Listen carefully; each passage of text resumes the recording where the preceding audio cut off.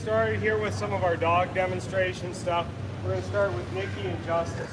Justice is a service dog for Nikki, and we're going to show off a little bit of what he does with his obedience. Jen will talk through that, but before we get going, just for kids, running around really distracts the dogs, and for some of our dogs, that's something we engage with them when we're training. So in light of that, please don't be running around or screaming, because that pulls the dog's attention. We don't want them getting so focused on you that they decide to come for a visit. If the dog does come for a visit, and you should be okay up there, there's a big wall here, just stand there and let the dog sniff you. One of us will come take the dog. None of that should happen. We'll be okay, but just, stuff to get out of the way just in case.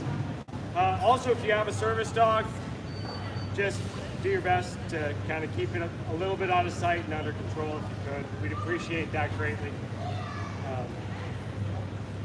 So from there, I'll turn it over to Jen to talk about Nikki and Justice and the service dog side.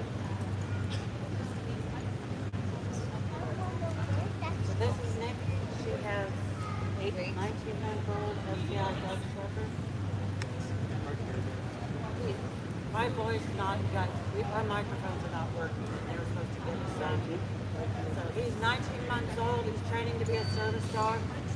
He's gonna do some basic obedience drills we do before good citizen test. So if you couldn't hear, he's 19 months old.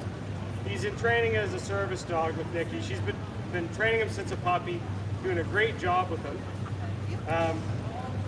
One of the first steps for training a service dog is your canine good citizen test. And so a lot of this obedience is foundational that we work through with the dogs in order to get them ready to do that test. Because if they can't be good citizens out and about in the world, interacting with everybody else, well, they probably shouldn't be doing their job out and about with everybody else, because they're not going to focus on stuff. So all the obedience builds a bond between the handler and the dog. It builds focus on the things that need to be focused on with the dog and the handler, and keeps him doing really well in the world, so he's not getting distracted by everybody else around him. So right now, this is all impulse control that she's doing with him. So she's putting stuff out there that's of high value to him and teaching him that he can't just go grabbing whatever he wants. He has to pay attention to her. Just the focus, the eye contact. So he's focusing it on Nikki, and then when Nikki allows him to, he gets to take it for more, in this case. But not before.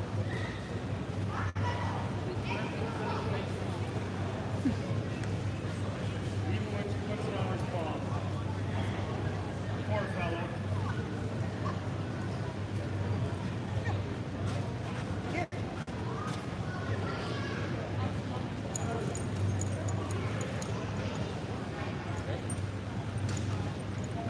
So you can see in this environment,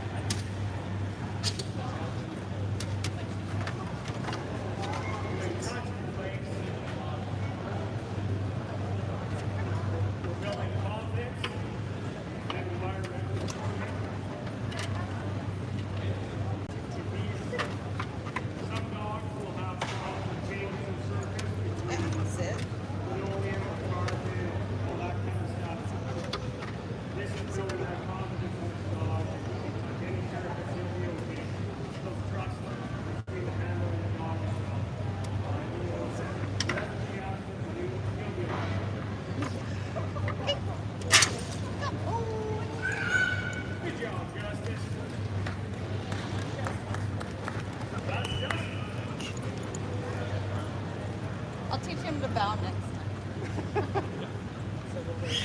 So we're gonna pull our table out here. We're gonna go through some life-saving stuff for dogs.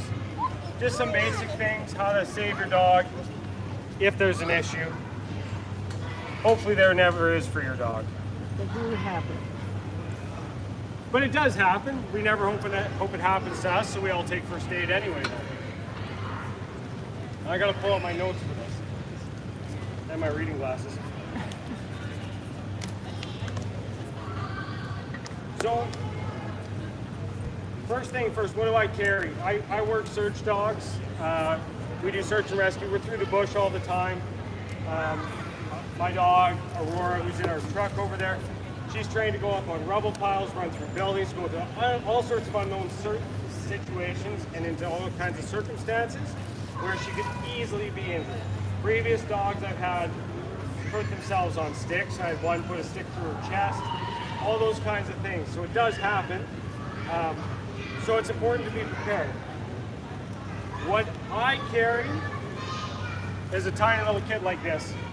This has got everything I need to save my dog's life until I can get to real help. You don't need that much. As you can see, it's pretty small. What's in here? I've got a chest seal in case there's something goes into the dog's chest, causing air to go in the chest cavity or blood, and we can seal that up, stop that, buy the dog a bunch of time before it can get to veterinary support. I carry a ton of gauze in here. I don't carry hemostatic in this kit.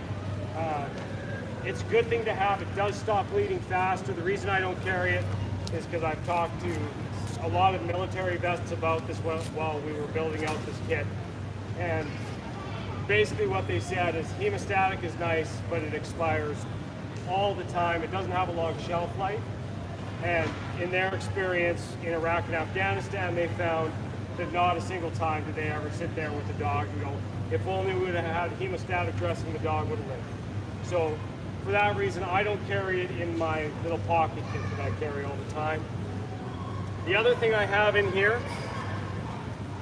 is an ACE bandage, or vet wrap, as it's called. It's basically just a really stretchy bandage you put on your dog when it cuts itself. Some people use it as a tensor around their knees, that kind of thing as well. This is probably one of the most important things you can carry in your kit. And the last thing I carry in my kit, and only because I'm trained to do it, is a needle. A very large gauge IV needle, which I use for needle decompression. I don't recommend having that unless you are trained to do that technique on your dog. The other thing you can carry is like a water-soluble jelly or lubricant, and we'll get to why in a couple minutes. We'll get there. Yeah. So that's all I carry. That will buy me enough time to take care of any bleeding, any major injury, get my dog back to my vehicle where I carry more of the same stuff and some advanced stuff, because I'm trained to use that advanced stuff. But we won't get into that here. And then that'll allow me to stabilize the dog until we get to the vet. I also carry a muzzle in my backpack just in case, but that's not always indicated when your dog gets injured either. That's only if the dog, like you're going to do a painful procedure on the dog or something like that, if it's trying to bite someone.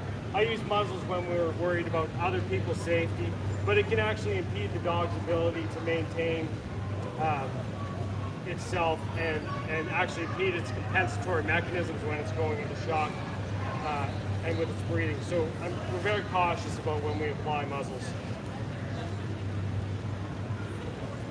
So the first thing we're going to talk about is bleeding control. Your dog gets a big cut, laceration, a puncture wound that won't stop bleeding, or a serious bleed or an amputation of a limb, tail, something like that. How do we control that on a dog? Well, just like people, it's basically the same, except for one thing. The first thing we're going to do, hold direct pressure over it, right? get your gauze out, get both dressings. You're going to put as much pressure as you can on top of that wound. That's going to compress all the blood vessels, and it's going to not let the blood flow out as much. Like pinching a garden hose that's really soft. And we're going to try and control the bleeding. If we can't control the bleeding that way, then we're going to move to our next steps. If you have a hole, a puncture wound, a gunshot wound, something like that, if the object is still in it, we're going to stabilize that object, we're going to leave it in place, and we're going to keep immobilize the dog the best we can. We don't want to remove that. That could be acting as a plug for major vessels or arteries, right? So we're going to leave that in there and stabilize it, get our dog out, keep them as still and calm as possible. If there's just a hole and there's blood coming out of it, we can't control it with direct pressure. We do what's called wound packing. So for wound packing, you need either rolled gauze or Z-fold gauze. Either work. If you are running hemostatic gauze, there's one extra step. But as you can see, Nikki's holding kind of pressure on top of the wound while she takes that gauze and uses her finger to push the gauze into that hole. What that's doing is it's creating internal pressure. Same way our external pressure works, that's now putting pressure on the wound from the inside, and that will help stop the bleed. Also, it's allowing blood to sit there and coagulate, and it's allowing the blood to start forming a clot. A stable clot formation is really important. That allows the bleeding to stop. If you're using a hemostatic gauze, the first thing you need to do, if you can do it without being zit, is burp the wound. And what I mean by burp the wound is we need to make sure there's no bits of clot sitting in there against that wall. So we need to actually put our finger into that hole, we do a sweep, it'll loosen that clot so it's out of the way. The hemostatic agent can then do what it needs to do within the space. You compress that gauze in there until you can't get any more in. And then try and get more in. Once you've got as much gauze in there as you can get, you put more pressure on the outside of that wound and wrap it and make a pressure dressing. And that is the best. That's the best way you can try and stop bleeding in a wound like that. Sir? Yeah. The easiest way to do that, because you can use both hands, always have it on. If you're going out with your dogs, have your eye pack on you. If you have your eye pack on you, you can get to it faster. You got 2 minutes or less, and a human or a dog bleeds out completely. That's all you get. So, I mean, while she was doing it slow, and in all reality, if I was actually working on a dog, I'm shoving that thing in there as fast as I can, holding on to it, applying the pressure. So working quick, making sure you have all your stuff on you, right? If you have it doesn't matter how much stuff you have, how big your kid is. If it's not with you when this happens, You're dead. it doesn't matter. You need your stuff with you to be able to help the dog, right? So we carry that, we have it on us, and we work quickly to do this, because if you have a serious bleed, we need to stop that fast. The final thing is if we have an amputation or an arterial bleed on a dog. Traditionally, people have gone to a tourniquet, right? That's what we use on people. We use a tourniquet, high and tight. They don't work on dogs. There's a number of companies that I don't talk bad about them or anything, but that market them for dogs. There's an organization that did a bunch of testing on them, and what they found is the base plates on most of these tourniquets are too wide, and because the anatomy of a dog with the soft tissue around the bone is different, it doesn't actually create the compression required to tourniquet the limb. So that's where this comes in, our ACE bandage or our veterinary wrap. For that, we're just going to take it, we're going to make it wide. You need at least an inch, a couple inches. Start, and just going to wrap it around the dog's limb as tight as you can. We're going to do this a little bit above where the bleed is. I won't go too much further so that Nikki can keep use of her hand today. Use as much of it as you can. We're going to go until the bleeding stops and then go a little further. The good news with amputations on dogs or severe bleeds to the limbs is with us, we carry a huge amount of blood that's going through our veins. There's a lot of pressure in our arteries. We have a lot of pressure going through those arteries. So you and I can easily bleed out through our limbs, particularly our legs with our femoral artery. The vascular pressures for dogs are lower at the extremities. So there's been some case studies and research, one involving a police dog that was shot, took off into the woods. They found the dog a couple days later. It had serious bleeding and serious injury to the leg. They took the hemoglobin from that dog at the veterinary center. Even despite massive hemorrhage, the dog's hemoglobin, which is the big marker in the blood to tell us how much blood you have, was still within a range that was suitable for the dog. So if your dog has a major bleed, use the vet route. Don't use the tourniquet. The odds of the dog bleeding out through it completely are a lot lower than in people.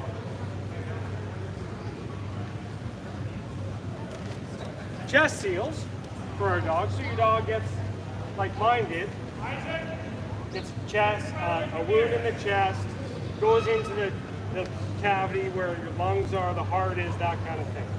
We can end up with a sucking chest wound, which allows air in. What happens when the air starts going in to that cavity is it starts compressing the lungs, pushing them to one side or the other, and then starts putting pressure on the heart as well. The dog is no longer able to breathe well, and then it's because of the pressure on the heart can't expand and contract properly, and the dog loses the ability to maintain a blood pressure and eventually dies. Chest seals can prevent that.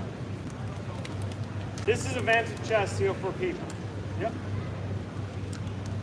We don't use these on dogs, and I'll show you why in a second. On this chest seal, you can see you might be able to see there's 3 holes on there. And there's this part in the middle here. It's hard to see. That goes over the wound. And then that blood, this would face down, so the blood would flow out towards those holes and not, and the air as well, so that the lungs would be able to reinflate. This seals really, really well against human skin. So when you breathe in and out, the air will go out and then it'll suck back and press against the human skin so that you can't have air going back in with it. Fur gets in the way of that. So what we have here, if we put a vented chest seal on a dog like this, what ends up happening is we just have 3 holes going to another hole to allow the air to still go in and out. So what we use on the dog is a non-vented chest seal. They don't work as well on people, but it'll save the dog's life really well. You can use them on people as well. And that way, we get a good tight seal. Now, if we got fur allowing that here, the fur is probably allowing that everywhere else around, I would think. Especially with large, really fluffy dogs. So the way that we can deal with that is, one, you can take the time to do a quick shave over the dog, but a quicker way is to take a piece of gauze, soak it in something like water, or if you are carrying the water-soluble lubricant, you put it in the center over the wound, or you can put Vaseline around the edge of the wound and then put the chest seal over that. That'll create a good seal. It creates a bit of a hydro lock around that area because it's penetrating the fur, and it won't allow the air to move in and out. The pressures won't be high enough. It's been shown on multiple occasions to save the dog's life working with that. And credit to a dog out in the middle of the woods in their team. Dog got shot in the southern states, and they couldn't figure out what they were going to do with the amount of blood, and so that's what they did. Worked really, really well. Saved that dog's life. Check where I'm at. Bleeding control. Positioning for dogs when they're injured is important. We don't want to. The inclination is to make the dog lie down. Try and make them lay on their side. Try and calm them down. Dogs, their instincts are fairly correct when it comes to trying to save their life. So if your dog is injured and it wants to sit and pant, let it sit and pant. If it wants to stand, let it stand. Work with the dog in its position of comfort.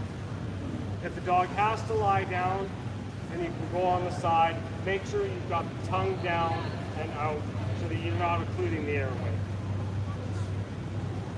Muzzles, again, with that positioning, we're careful about with the muzzles. Panting and breathing is impeded by the muzzle, and sometimes that's quite an important thing for the dog to be able to do, is to be able to pant.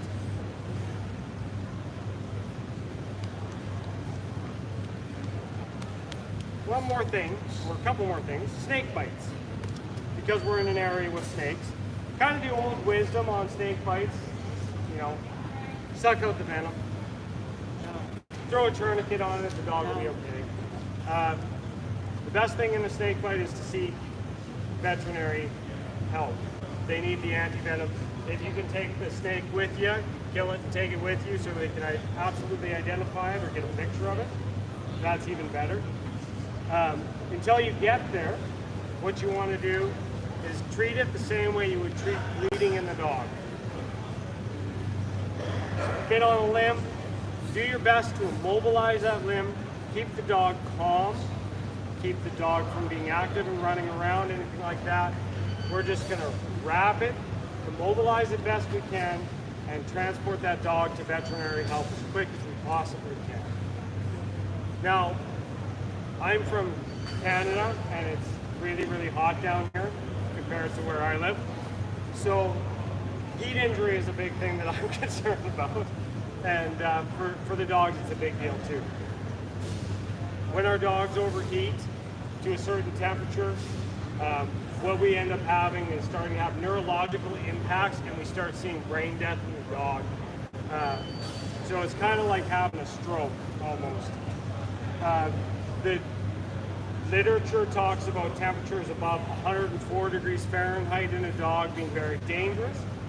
However, that does change depending on the fitness and activity level and conditioning of the dog.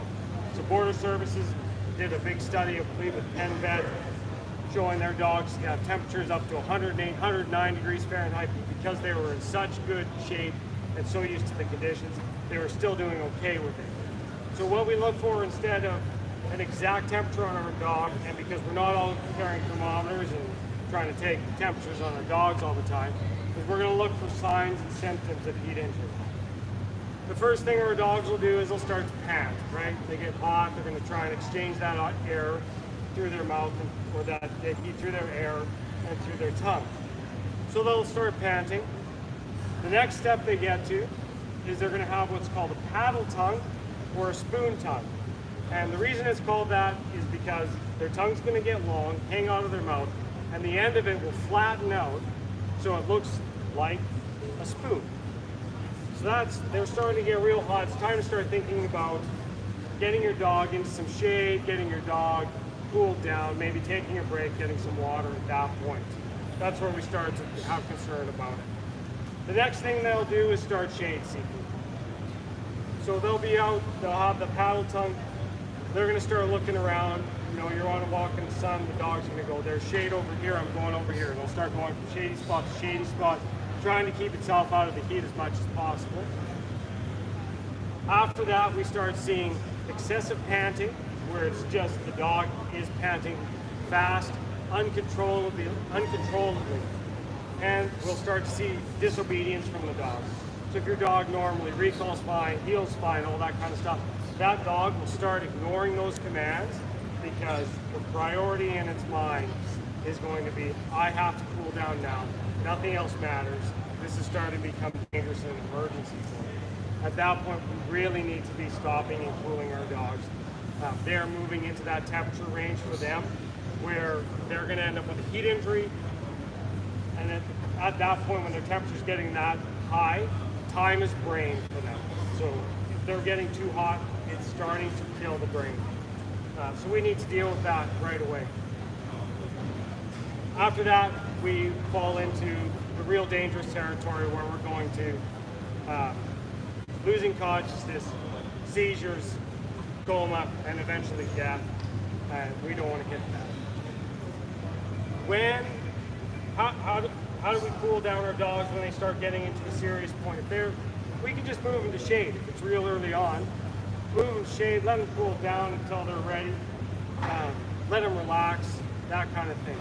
If we're starting to move through where they've got a paddle tongue and they're moving into shade and then they're going to the disobedience and that kind of stuff, we can cool them quick with water.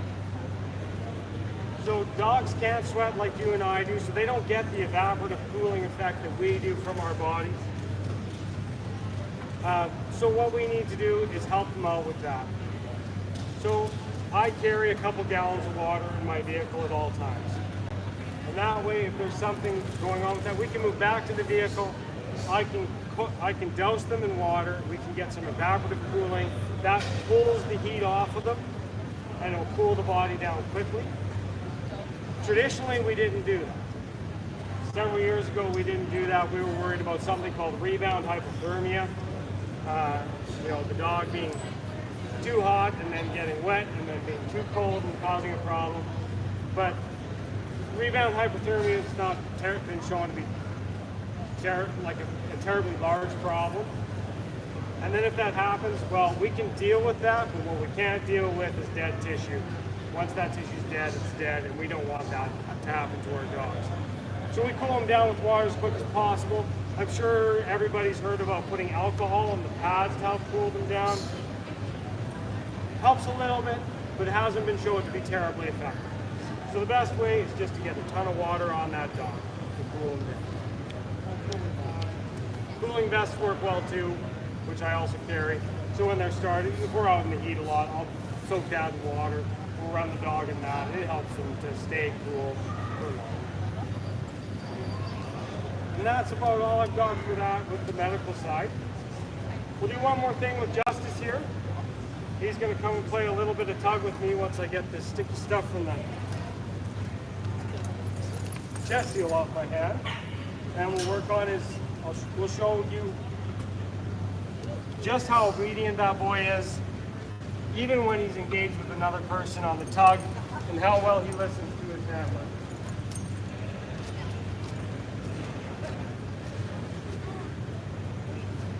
He's such a smart boy.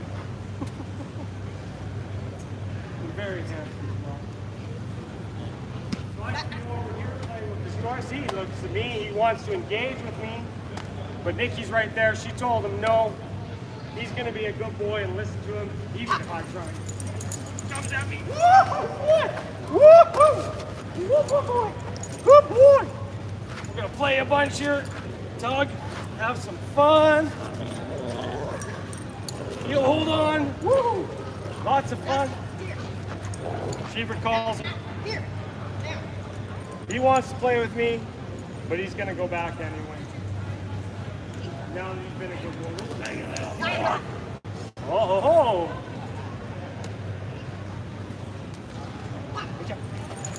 Come on! Yeah!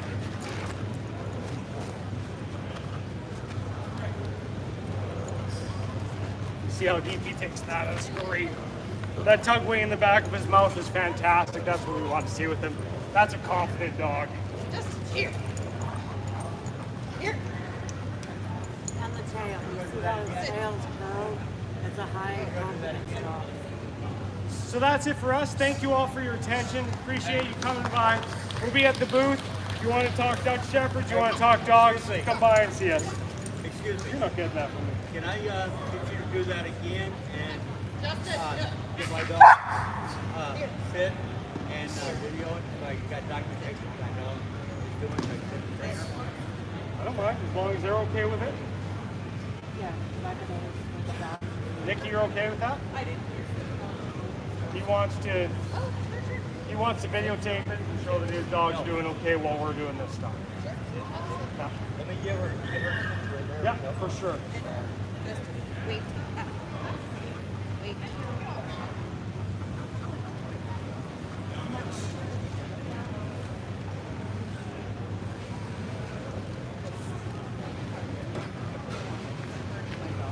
Yeah. One other thing we'll mention, you notice Nikki pushing the button on her thing? It's not a shock. It's just a pager to let him know it's time to come back. It's a command. Oh boy. Oh boy. Oh boy. Oh. Ah, boy. Look, boy. Yeah, boy. Awesome. Yeah, good boy. Oh. Oh. Oh, I know. I gotta take your paw away if you're gonna stand on me. You're gonna stand on me. I'm taking paws away. Yeah. That's what we're gonna do here. Here. Thank you. You got it. Okay. Boy. Good job.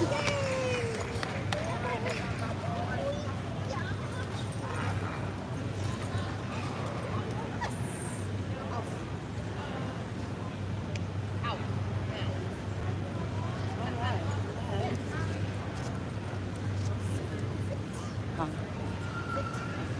I think because we're starting other ones, so you feel good about it till later? All right. All right, so we are going to do another demo later on, the apprehension protection dog, where Jason with the Kentucky Sustainable Living is going to get in a suit or a sleeve, and my dog's going to bite him. We might also do another search and rescue scenario and demo. Tomorrow we'll be here at 10 a.m. Same thing to do the protection dog stuff, family protection dog scenarios. But we'll be here till tomorrow evening. Come out and What would you take a job? support the Kaleb house. Let's raise money to save some kids. Kind of whatever. Isn't it? We'll go live this evening. Thank you guys. Shalom. Shabbat shalom. Yeah.